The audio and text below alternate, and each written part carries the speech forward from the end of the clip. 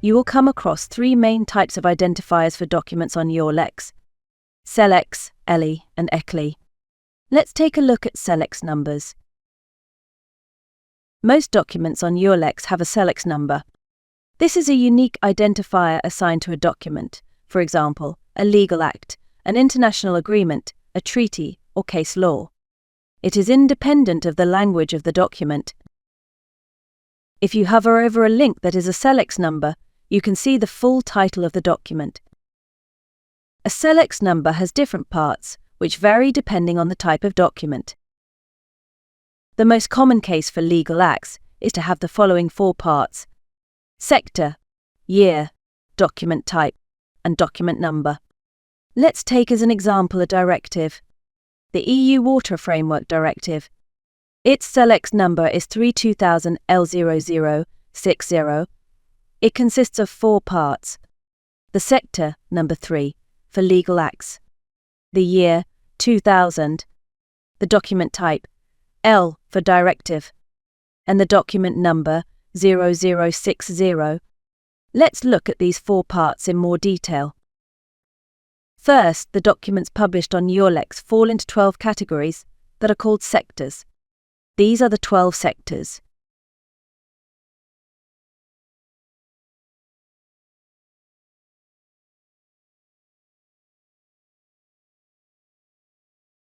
In our example, the EU Water Framework Directive is a legal act, so it falls within Sector 3. The second part of the Celex number usually describes when the document was adopted. In our example, the EU Water Framework Directive was adopted in 2000. The document type is the third element of the Celex number. It is a descriptor of up to 3 letters. Each sector has its own set of descriptors. The same letter can be used in different sectors for different types of documents.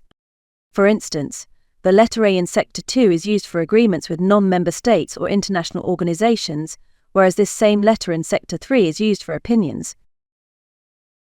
In our example, the EU Water Framework Directive is a legal act, Sector 3, and more precisely a directive, so it gets the letter L as a descriptor. You can access the list of descriptors either on the About page or on the Help page on Celex. Finally, the Celex number of a document ends with a minimum of 4 and a maximum of 6 digits.